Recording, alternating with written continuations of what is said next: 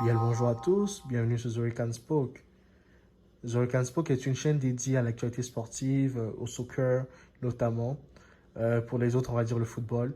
Nous avons comme pour but d'analyser chaque match de soccer qui se joue dans la journée ou même qui sont joués la veille, ce genre de choses. Et j'analyse quand je peux, quand j'ai le temps. Et la plupart du temps, je m'efforce à avoir du temps pour pouvoir vous produire des vidéos de qualité et tout.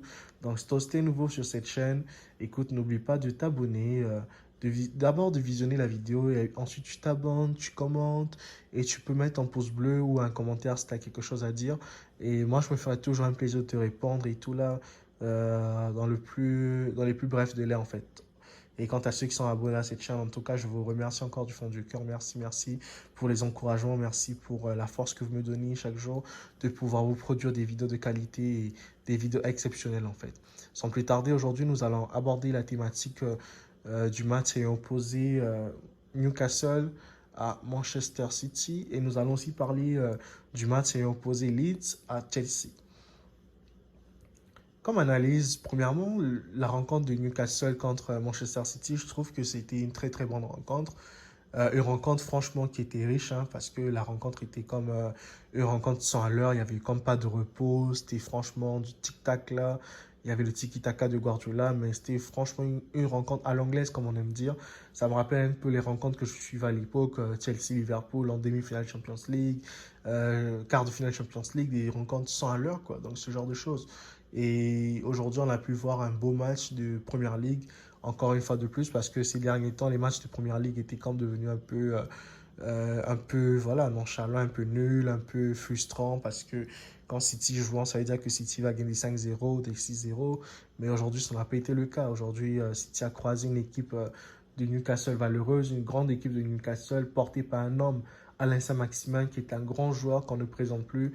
Alain Saint-Maximin, j'ai connu ce joueur en 2016 quand Balotelli avait fait comme un Snapchat là, ou je sais plus quoi à l'époque, quand il parlait de lui, il disait retenez bien ce nom, retenez bien ce visage, dans quelques années il va jouer au Real Madrid.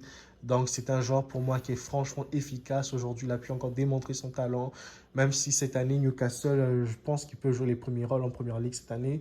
Contrairement à l'année dernière où Newcastle était très en retard, très en arrière, mais il y avait toujours un homme qui sortait du lot, Alain Saint-Maximin. Et c'est d'autant plus curieux que cette année, il n'y a pas un grand club qui serait venu frapper à la porte du Newcastle pour Maximin. Franchement, je ne comprends pas. C'est un joueur qui est sous-coté, c'est un joueur qui n'est même pas mis en avant alors que c'est le meilleur joueur de son équipe en fait. Et ça, c'est frustrant parce qu'on voit que les clubs comme United qui vont mal, qui sont malades, sont prêts à les mettre 80 millions d'euros sur Casemiro alors qu'ils ont un joueur comme Saint-Maximin qui peuvent bien prendre et virer Ronaldo de leur équipe en fait. Maxima à Newcastle, franchement, c'est le Graal. Il ferait vraiment du bien à cette équipe, en fait. Mais bon, tant pis pour eux s'ils n'ont pas cette vision de pouvoir avoir un bon joueur déjà là pour le prendre. Mais tant pis. Ou si un grand club de Première Ligue n'a pas comme cette vocation de aller chercher Maximin, ben c'est tant pis pour eux. Ils perdront un joyau, en fait. Ils perdront un joueur qui peut leur faire gagner des matchs, en fait. Et tant mieux pour Newcastle de profiter de ses talents encore parce que c'est un grand joueur et c'est un grand joueur. Il est vraiment efficace.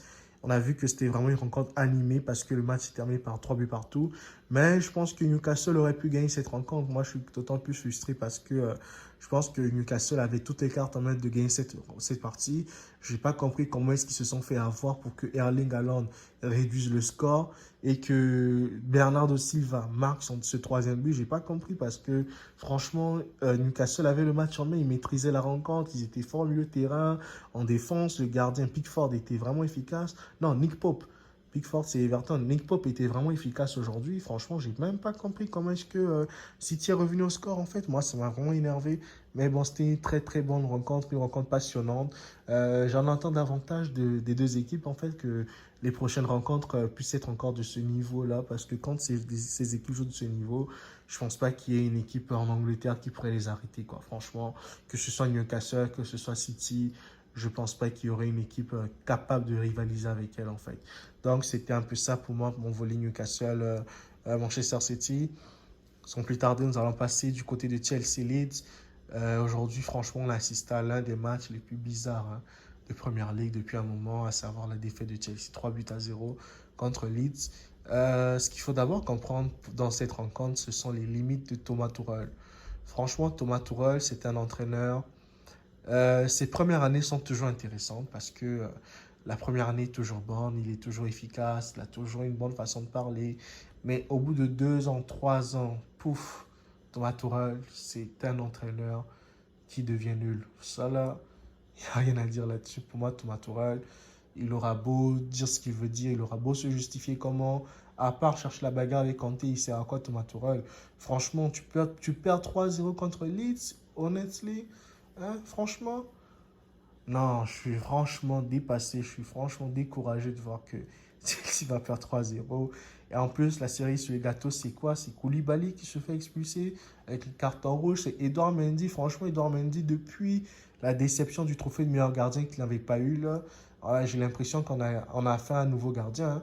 C'est plus Edouard Mendy qui était bon à l'époque, qui a gagné la Champions League et Chelsea. C'est plus ce Edouard Mendy. Cette fois-ci, c'est un Edouard Mendy Arrizabalaga parce que franchement, Kepa Arrizabalaga, pour ne pas faire offense à lui, mais ce sont les mêmes symptômes, quoi.